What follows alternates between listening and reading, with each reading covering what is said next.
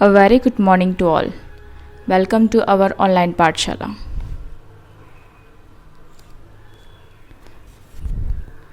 A very good morning to all. Welcome to our e-पाठशाला. Okay, so आज हम पढ़ने वाले हैं पाठ योजना को. ठीक है, पाठ योजना, और उसी बेसिस पे हम फिर समझेंगे इकाई पाठ योजना. ठीक है, फिर इकाई पाठ योजना के मूल्यांकन की विधि. इसमें मूल्यांकन की विधि एक होती है ब्लूप्रिंट. ठीक है, तो इस फॉर्मेट में हम समझेंगे.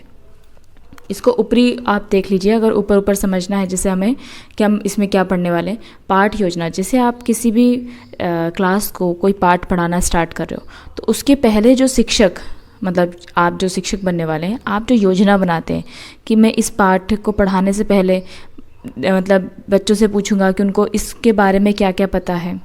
ठीक है, जैसे अगर मान लो फॉर एग्ज़ाम्पल आप अंग्रेज़ों के बारे में पढ़ाने वाले हो. ठीक है, अंग्रेज़ों के शासन के बारे में बच्चों को पढ़ाने वाले हो, तो भाई आप उनसे पहले मतलब पूछोगे, मतलब इसको भी आप पाठ योजना के अंतर्गत शामिल करोगे कि बच्चों से क्वेश्चन पूछेंगे आप पहले कि बच्चों आपने मतलब मुग़ल साम्राज्य के बारे में पिछली क्लास में पढ़ा, तो मुग़लों के बाद भारत में कौन आए. ठीक है, तो भाई बच्चे बोलेंगे अंग्रेज आए.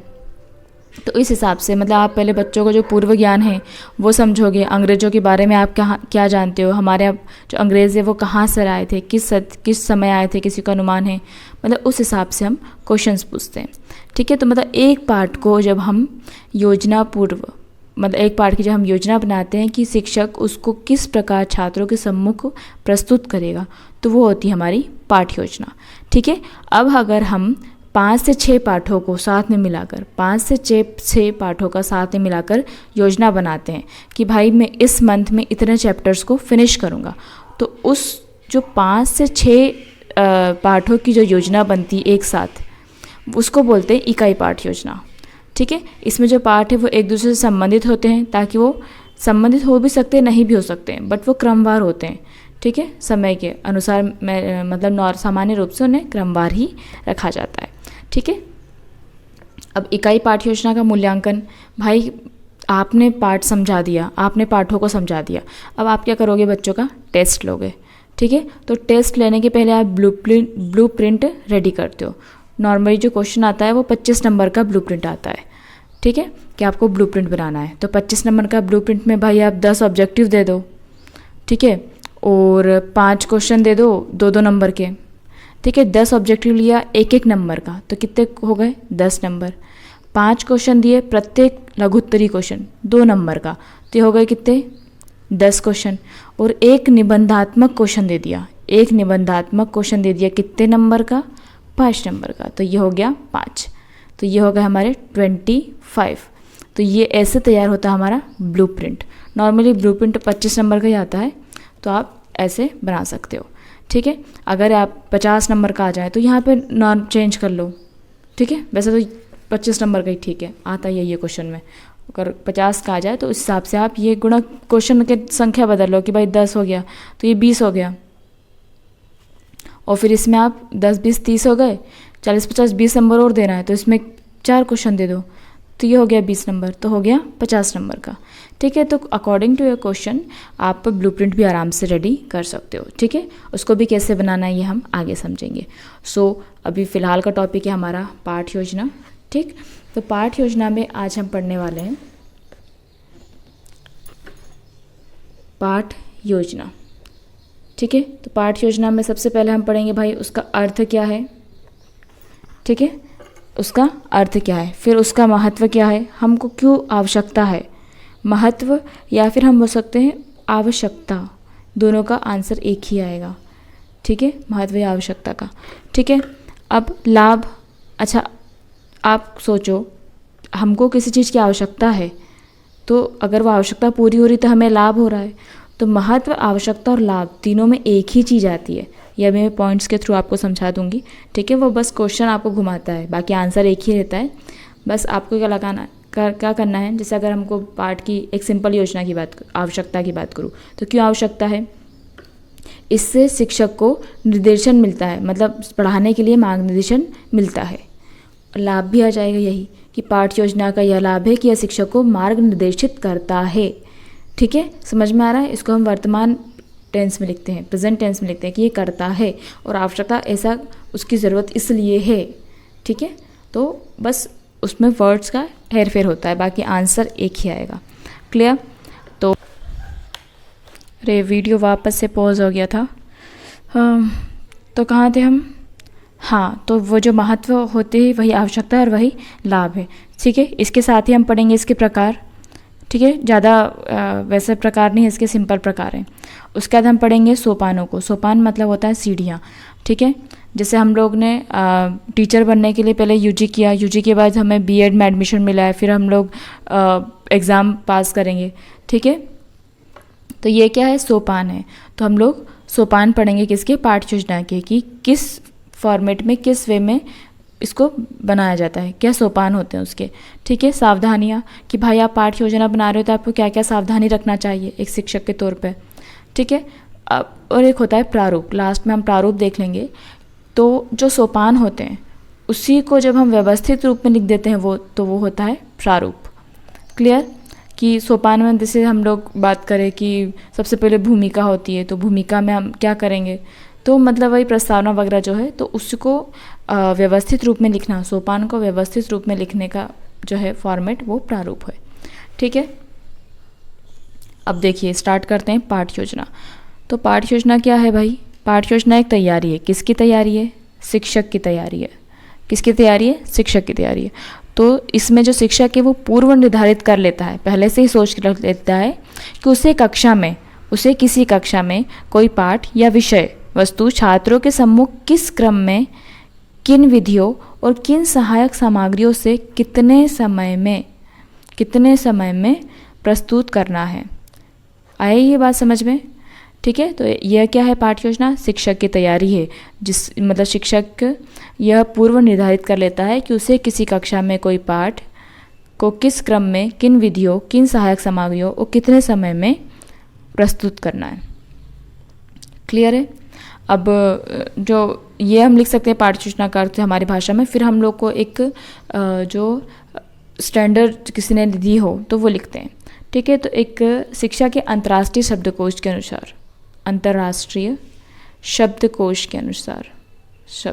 के अनुसार उन्होंने क्या बोला है?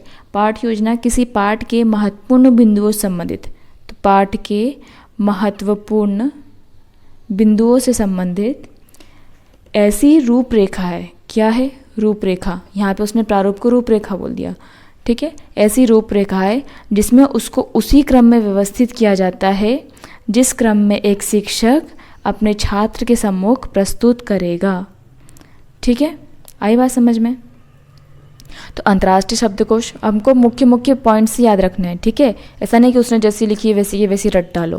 तो अंतर्राष्ट्रीय शब्दकोश ने क्या बोला है कि पाठ्य योजना क्या है? किसी पाठ के महत्वपूर्ण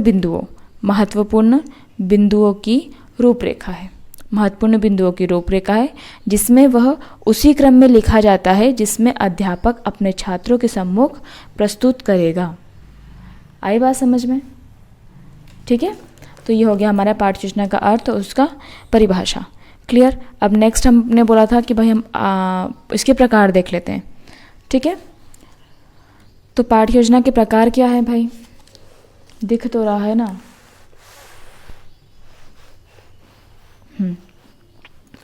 तो पाठ्य योजना के प्रकार सिंपल से 4 प्रकार हैं। ठीक है, पहला है व्यापक। जैसा कि नाम से दिख रहा है भाई, जब हम किसी बड़े पाठ, ये अधिकतर बड़ी कक्षाओं में होता है। ठीक है, किसी व्यापक पाठ का और का समय रहता है 30 से 40 मिनट का, जब पाठ योजना बनाते हैं तो उसे व्यापक पाठ योजना कहते हैं। यह सामान्यतः 30 से 40 मिनट की होती है। ठीक है, और अभी की बात करें तो यही प्रचलित शिक्षण अभ्यास है। प्रचलित शिक्षण अभ्यास मतलब हमारे जो नॉर्मली लेक्चर्स लगते हैं वो 30 से 40 मिनट के ही लगते हैं। ठीक है, तो अभी हम इसी को यूज़ कर रहे हैं। सूक्ष्म पाठ योजना, अब इसका आ जाएगा सूक्ष्म पाठ योजना। ये भी जैसे नाम से लग रहा है। सूक्ष्म पाठ योजना कितने मिनट की, मतलब 10 से 15 मिनट की रहती है। ठीक है, और इसमें मेनली मतलब ये स्कूल्स में यूज़ नहीं होता है। ये नॉर्मली आप देख सकते हो जैसे कोई सेमिनार वगैरह लग रहा है, मतलब उनका जो मुख्य उद्देश्य है उसको वो आप तक पहुंचाते हैं। ठीक है, या फिर हो गए प्रशिक्षण हो गए, शिक्षकों के प्रशिक्षण हो गए, तो वो ऐसा नहीं कि उनके ले रहे हैं लंबे लंबे, ठीक है। अब उनको क्या मतलब ये बड़ी कक्षाओं में सूक्ष्म पाठ योजना ली जाती है, ठीक है। एक होती है लिखित पाठ योजना, लिखित पाठ योजना जो लिखी जाती है, ठीक है। जैसे हम लोग अब बोल सकते हैं कि आप अपन बीएड कर रहे हैं जैसे, तो बीएड करने के बाद हम एक नए शिक्षक बन रहे हैं, हमको इतना अनुभव नहीं है, तो हम उस योजना को लिखित रूप में रख लेते हैं ताकि हमारा भी आत्मविश्वास बढ़े भाई कि हमको कब क्या पढ़ाना है, छात्र क्या क्वेश्चन पूछ सकते हैं, छात्रों का माइंडसेट कैसे करना है, क्योंकि हमारा मेन मोटो क्या है, छात्रों को पढ़ाना, उनको समझाना, ठीक है, रट्टा नहीं मरवाना है अपने को, ठीक है। तो हम लोग क्या करेंगे, एक लिखित प्रारूप बना लेंगे कि हाँ अपन योजनाबद्ध होंगे तो योजनाबद्ध तरीके से उतने ही समय में हम पढ़ा पाएंगे, ठीक है। तो ये नए शिक्षकों के लिए नॉर्मली यूज़ होता है लिखित पाठ योजना। एक होती है अलिखित पाठ योजना। अलिखित में क्या होता है भाई, ये जो होता है वो एक्सपीरियंस्ड टीचर के लिए, उसको व्यक्ति मतलब उस शिक्षक को आदत हो जाती है कि हाँ मतलब अपने माइंड में ही सेट कर लेता है वो कि हाँ मुझे इतने समय में इतना पाठ को ख़त्म करना है, तो मैं किस हिसाब से किस स्पीड से बच्चों को समझाऊँ। क्लियर। तो पाठ योजना के प्रकार हो जाएंगे व्यापक पाठ योजना, सूक्ष्म पाठ योजना, लिखित पाठ योजना और अलिखित पाठ योजना, ठीक है। व्यापक का होता है 30 से 40 मिनट, सूक्ष्म होता है 10 से 15 मिनट, लिखित होता है जिसे लिखा जाता है पाठ योजना। इसमें पाठ योजना लगभग अपरिवर्तित रहती है क्योंकि लिखी हुई है, और अलिखित में जो शिक्षक है वो अपने अनुसार उसमें परिवर्तन कर लेता है, ठीक। अब नेक्स्ट, ठीक है, नेक्स्ट हम देख लेते हैं इसकी आवश्यकता क्यों है, हमें आवश्यकता क्यों है, ठीक। तो आवश्यकता क्यों है भाई हमें, पहला तो ये अभी रिसेंटली मैंने बताया था कि ये शिक्षक के आत्मविश्वास को बढ़ाती है, ठीक है। तो ये भी एक पॉइंट आ जाएगा, क्या होता है, शिक्षक आत्मविश्वास में वृद्धि हेतु आवश्यक है आत्मविश्वास, ठीक।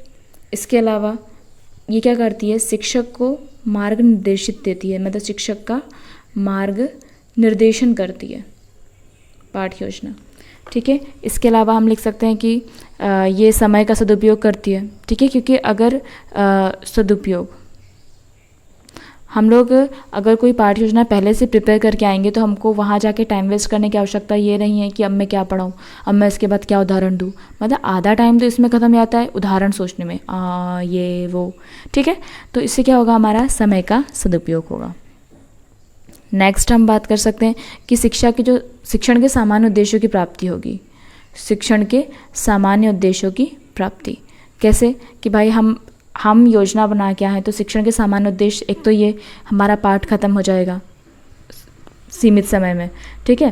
तो पाठ को हम ख़त्म कर लेंगे, छात्रों को समझा देंगे, उनका लिखने का कार्य हो जाएगा, हम गृह कार्य दे देंगे, तो हमारे जो शिक्षण के सामान्य उद्देश्य हैं वो पूर्ण हो जाएंगे, ठीक है। फिफ्थ हम लिख सकते हैं कि इस जो पाठ योजना है उससे शिक्षक को क्या ज्ञात होता है, शिक्षक को ज्ञात होता है कि छात्र का पूर्व ज्ञान क्या है, ठीक है। इसके साथ ही शिक्षक को पता चलता है कि वो मतलब ज्ञात योजना बनाता है तो उसको पता रहता है कि वो प्रस्तुतिकरण किस प्रकार करेगा, ठीक है। अब वो किन शिक्षण विधियों का उपयोग करेगा, ये शिक्षक को पता होता है पहले से ही, और ये भी पता होता है कि अब मूल्यांकन मुझे किस विधि से किस प्रकार करना है, ठीक है। तो ये शिक्षक को ये ज्ञात हो जाता है, ठीक है। और लास्ट हम लिख सकते हैं कि एक मनोवैज्ञानिक शिक्षण है, मनोवैज्ञानिक शिक्षण विधि है। क्यों भाई, क्योंकि जब हम पाठ योजना तैयार करते हैं तो ये दिमाग में रख के करते हैं कि भाई क्लास कौन सी है, अगर ठीक है छोटी क्लास है तो हम पाठ योजना ज़्यादा मौखिक रखेंगे, उदाहरण उनके हिसाब से रखेंगे, ठीक है। और बड़ी क्लासेस हैं तो हम उदाहरण उनकी मतलब उस हिसाब से रखेंगे, अच्छे उदाहरण रखेंगे, ठीक है, अमूर्त उदाहरण रखेंगे। तो ये सब क्या है, पाठ योजना जो है वो मनोवैज्ञानिक शिक्षण विधि है। क्लियर। तो ये होगा हमारी आवश्यकता, ठीक। अब भाई आवश्यकता हो गई, अब बताओ इसका महत्व क्या है या लाभ क्या है, ये भी एक ही चीज़ है, ठीक है। क्या लाभ है कि इसमें शिक्षक का आत्मविश्वास बढ़ता है या शिक्षक को मार्ग निर्देशित करती है, इससे समय का सदुपयोग होता है, शिक्षण के समान उद्देश्यों की प्राप्ति होती है, इससे शिक्षक को पता चलता है कि छात्रों का पूर्व ज्ञान क्या है, उसका प्रस्तुतिकरण किस प्रकार करना है, किन शिक्षण विधियों का उपयोग करना है, छात्रों का मूल्यांकन किस विधि से करना है, ठीक है। इसके साथ ही इसका एक और यह लाभ है कि यह एक मनोवैज्ञानिक शिक्षण विधि है, ठीक है, जिससे छात्रों के जो शैक्षिक उद्देश्य हैं उनको प्राप्त किया जा सकता है। क्लियर? तो ये हो जाएंगे उसके महत्व और लाभ। ठीक है, अब हम पढ़ते हैं भाई इनकी विशेषताएं कि एक पाठ योजना की विशेषता क्या होती है। ठीक है, विशेषता से पहले काम कर लेते हैं हम लोग, सोपान पढ़ लेते हैं। सोपान मतलब पाठ योजना कैसे बनाते हो। ठीक है, आप बिल्कुल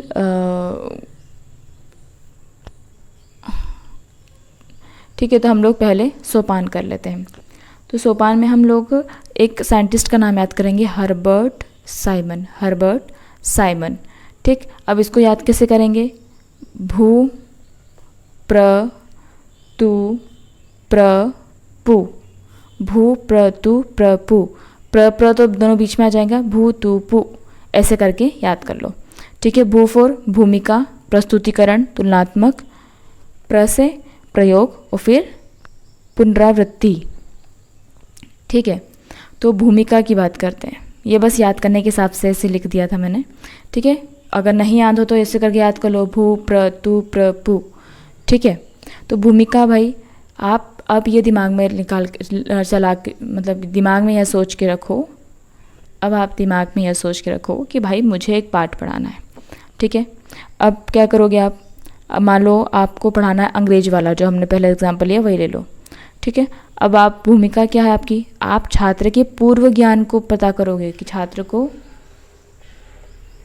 कितना पता है। ठीक है, छात्र के पूर्व ज्ञान को देखोगे कि छात्र को कितना पता है। अब पूर्व ज्ञान का पता लगाने के लिए आप क्या करोगे, उससे एटलीस्ट 4 से 5 क्वेश्चन पूछोगे कि भाई उसको पहले कितना पता है। और इसका पता लगाने के लिए पता है मतलब शिक्षक को पता होना चाहिए कि उसने प्रीवियस कक्षा में क्या पढ़ा है। ठीक है, तो एक शिक्षक को अगर ये पता है कि उसने प्रीवियस क्लासेस में क्या पढ़ा है तो पूर्व ज्ञान के क्वेश्चन बनाने में उसको सहायता मिल जाती है। तो ये हो गया हमारी भूमिका। अब भाई छात्र को इतना पता है कि भाई अंग्रेज जो है वो कहाँ से आए थे। ठीक है, एलिजाबेथ के समय आए थे या फिर 16वीं सेंचुरी में आए थे। ठीक है, या फिर मुग़ल साम्राज्य के बाद आए थे, ये उनको पता है। अब अंग्रेज हमारे यहाँ क्यों आए थे, तो अंग्रेज हमारा व्यापार करने आए थे। अब व्यापार के बाद उन्होंने हमारे पे शासन कैसे कर लिया। तो अब हम स्टार्ट करेंगे हमारा प्रस्तुतिकरण। तो प्रस्तुतिकरण में फिर हमने स्टार्ट किया कि अंग्रेज़ों ने व्यापार के साथ साथ फिर वही कैसे इंटरेक्शन किया, कैसे और अंग्रेज़ हमारे भारत में आए और उन्होंने धीरे करके छोटे छोटे क्षेत्रों को जीतना स्टार्ट किया और फिर बड़े विशाल भारत पर कब्जा करने का प्रयास किया। ठीक है, तो ये जो भी है जो हम कर रहे हैं, मतलब जो अब आता है हमारा मेन पार्ट। ठीक है, तो अब हम क्या करेंगे, नए ज्ञान का आत्मसाधीकरण, ठीक है, तो इसमें हम क्या कर रहे हैं, विषय सामग्री का पाठ योजना अनुसार प्रस्तुतिकरण करेंगे। ठीक है, मतलब हमको जो भी पाठ में पढ़ाना है अब हम उसको प्रस्तुत करेंगे।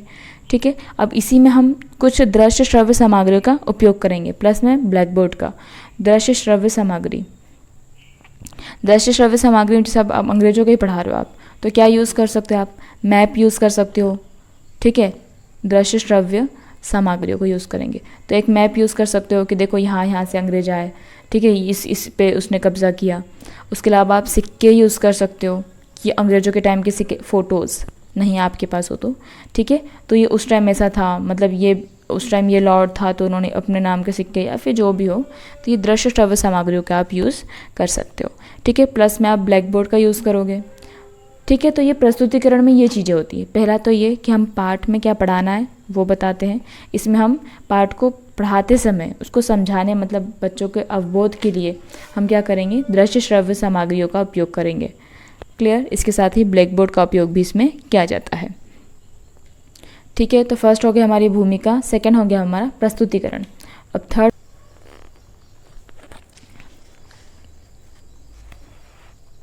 ठीक है, तो हम लोगों ने क्या सीक्वेंस यूज़ किया था हर्बर्ट साइमन का, भू प्र तु प्र पु।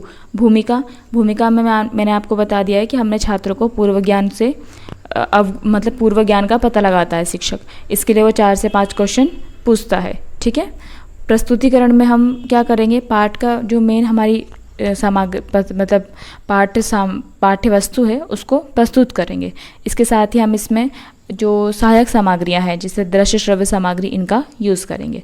अब हम आ गए हैं तुलनात्मक में। ठीक है, तो तुलनात्मक अध्ययन में हम क्या कर रहे हैं भाई, पाठ हमने पढ़ा दिया, ख़त्म कर दिया। अब तुलना होगी हमारे पूर्व ज्ञान और प्लस में जो हमने अभी ज्ञान मिला है, मतलब जो अभी नया ज्ञान मिला है, तो पूर्व ज्ञान और नए ज्ञान का हमने क्या करा है, संबंध स्थापित करके जो ज्ञान बना है उसका आत्मसाधीकरण किया है, आत्मसाधीकरण। तो इसको आप कैसे लिखोगे कि तुलनात्मक निर्धारण में हम क्या कर रहे हैं, नए ज्ञान का आत्मसाधीकरण कर रहे हैं तथा नए ज्ञान और पूर्व ज्ञान का संबंध स्थापित कर रहे हैं। इससे क्या होता है, छात्र की जो चिंतन शक्ति है, छात्र की चिंतन शक्ति और कल्पना शक्ति का विकास होता है। आया समझ में? ठीक है, अब फिर हम आते हैं 4th पॉइंट प्र पे। प्र से होता है प्रयोग। देखो अब आपने चिंतन शक्ति मतलब जो मानसिक क्रियाएं थी वो आपकी हो गई है। अब आप क्या करेंगे, प्रयोग करेंगे, उसको अप्लाई करेंगे, आपकी समझ विकसित हो गई। ठीक है, जो भी पाठ्य योजना होती है वो उसी सीक्वेंस में चलती है। किस सीक्वेंस में चलेगी, आपने ज्ञान प्राप्त किया, आपके अवबोध हुआ, अवबोध मतलब होता है समझ, फिर आप करेंगे अनुप्रयोग। हर चीज़ इसी सीक्वेंस में चलेगी। आपको शिक्षक ने ज्ञान दे दिया प्रस्तुतिकरण में, पूर्व ज्ञान और अभिज्ञान का इसमें हो गया। ठीक है, आपने क्या कर लिया, उसका तुलनात्मक अध्ययन कर लिया, आपकी समझ विकसित हो गई। अब आप क्या करोगे, अनुप्रयोग, मतलब उसका क्या करोगे, प्रयोग कैसे कर सकते हो आप, जैसे आप हिस्ट्री का पढ़ रहे हैं आप, अब हिस्ट्री का प्रयोग आप मैप पर लो। ठीक है, मैप वगैरह हो गया, कोई ग्राफ हो गया, कोई रूपरेखा हो गई, कोई टेबल हो गया, तो उसका आप क्या करोगे, प्रयोग करोगे। ठीक है, उसके बाद होती है पुनरावृत्ति में आप क्या करोगे, पाठ के सारांश। ठीक है, जो पाठ का सारांश है वो इसके अंतर्गत आता है। शिक्षक भी सुनाता है, बच्चों से भी पूछता है, उसके बाद क्या हुआ। ठीक है, तो पाठ का सारांश बोलते समय शिक्षक क्या रहता है, छात्र की सहायता से पूरे पाठ को सारांश करता है ताकि बच्चे को पूरा समझ में आ जाए। सारांश कर लेते हैं जिससे छात्रों की समझ पूरी तरह से वो हो जाए कि हाँ मुझे इतना आता है, या फिर नहीं अब छात्र को बनता है तो वो उस समय क्वेश्चन भी पूछ लेता है। ठीक है, और फिर लास्ट में हम क्या करेंगे, उसको गृह कार्य दे देंगे। हालांकि गृह कार्य को इसमें उन्होंने ऐड नहीं कराया, हर्बर्ट साइमन ने इतने ही दिए हैं, भू प्र तु प्र पु, जिसे हम इसी का रिवीजन कर लेते हैं। तो भू में भूमिका, प्रस्तुतिकरण, तुलनात्मक अध्ययन, प्रयोग और पुनरावृत्ति। क्लियर? अब इसको बार बार आप बोल के देखोगे तो ये भी आपको याद हो जाएगा। ठीक है, ये हो गया हमारा। अब हम लोग नेक्स्ट क्या कर लेते हैं, पाठ्य योजना का प्रारूप। ठीक है, तो देखो कोई भी पाठ्य योजना का आप प्रारूप बना रहे हो तो जैसे एप्लीकेशन वगैरह नहीं होती है, उसी टाइप से हम पाठ्य योजना का प्रारूप बना रहे हैं। ठीक है, पाठ्य योजना प्रारूप। तो सबसे तिथि समय को साथ में लिख लो, तिथि, उधर आ जाएगा हमारा समय। ठीक, इधर आ जाएगी हमारी कक्षा, उधर आ जाएगी आयु, किस आयु के बच्चे हैं। ठीक है, यह आ जाएगा हमारा प्रकरण का नाम जो भी है आपका। ठीक है, उधर आ जाएगा शिक्षक का नाम दिख रहा है। ठीक है, तिथि आ गई, समय आ गई, कक्षा आ गई, आयु आ गई, प्रकरण आ गया और शिक्षक का नाम आ गया। क्लियर? फिर सामान्य उद्देश्य, फिर आप लिखोगे विशिष्ट उद्देश्य। उसके बाद आएगी हमारी प्रस्तावना। क्या आ जाएगा हमारी प्रस्तावना जो होती है उसको हम भूमिका बोल सकते हैं। यहाँ से हमारे वही स्टार्ट हो गए, क्या, भू प्र तु प्र पु। ठीक है, तो प्रस्तावना में हमारी भूमिका आ गई है। फिर हम भूमिका ही लिख लो, नहीं तुमको प्रस्तावना याद हो रहा है तो कन्फ्यूज़न हो जाता है। ठीक है, क्या लिख लिया, भूमिका, फिर प्रस्तुतिकरण, फिर तुलनात्मक अध्ययन, फिर पुनरावृत्ति, फिर श्यामपट्ट सारांश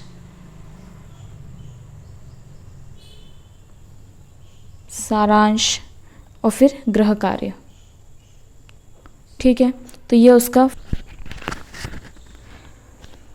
ठीक है, तो कुछ इस प्रकार बनती है हमारी पाठ्य योजना का प्रारूप। ठीक है, गृह कार्य हमने दे दिया, मतलब हमारा मतलब पूरा पाठ योजना गृह कार्य पे ख़त्म हो जाता है। ठीक है, देखिए हालांकि हमें अभी और भी चीज़ें पढ़ना थी, जैसे पाठ योजना के आधार पर हम यूनिट पाठ योजना भी पढ़ने वाले थे, जिसमें पाठों को एक साथ रखा जाता है, लेकिन वीडियो थोड़ी ज़्यादा लंबी हो जाएगी, तो इसको मैं नेक्स्ट वीडियो में आपसे कंटिन्यू करती हूँ। Thank you.